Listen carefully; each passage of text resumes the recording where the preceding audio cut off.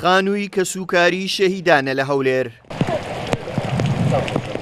لە ماوەی تەنیا هەفتەیەکدا دووجار بەرلافاو کەوتووە و بۆ هۆیشەوە کە سوکاری شەهیدان زیانێکی زۆریان پێگەیشتووە و ماڵ و حاڵیان ژێر ئاو کەوتووە.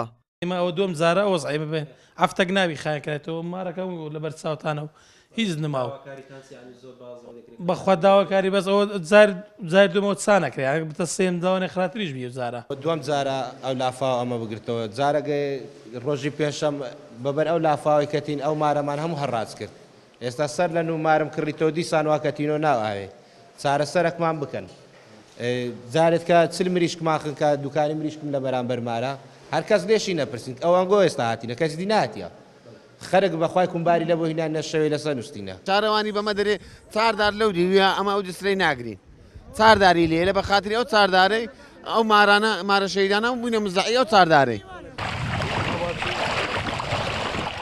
گەڕەکی شەهیدانی شۆڕشی نوێ لە ماوەی ساڵانی ڕابردوو یەکێتی نیشتیمانی کوردستان وەک ڕێزێک بۆ کەسوکاری شەیدان دروستی کردووە بەسەر کەسوکاری شەیدان دابەشی کردووە.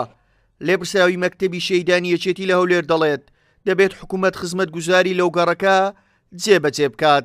چەند جار کەمە تووشی گرفتێک دەبین لەو گەڕەکە ڕوبڕووی گرفتێک دەبینەوە هەمیشە ئەو برادرانەی حکوومەت ئەوە بە ئێمە دەڵێن ئەو گەڕەکە بەشەک نییە لە شارەوانیەکان مەفروزە ئەو گەڕەکە تەملیەک بکرێت کە خۆت دەزانی گەڕێک بە حزب ئیدارە نادرێت و مشکلی کارەبات هەیە مشکلی ئاوت هەیە مشکلی مەجاریت هەیە ڕەنگە کۆمەڵک مەشاکلی تریشتەبی لەبەر ئەوە بە مەڵبەند و بە حزب ئیدارە نادرێت ئەو پێویستە حکوومەت بەڕاستی دەستی هاوکاری بۆ ئەو گەڕەکە درێژ بکە.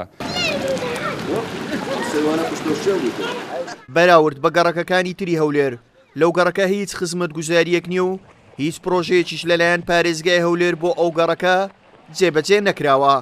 کورسات نیوز بۆ چارەسەرکردنی کێشەی ئەو گەڕەکە چەند جارێک پەیوەندی بە هەریەک لە پارێزگای هەولێر و قایمقامی هەولێر و شارەوانی پێنج کرد بەڵام هیچ لایەنێک وەڵامی پەیوەندیەکانیان نەدایەوە.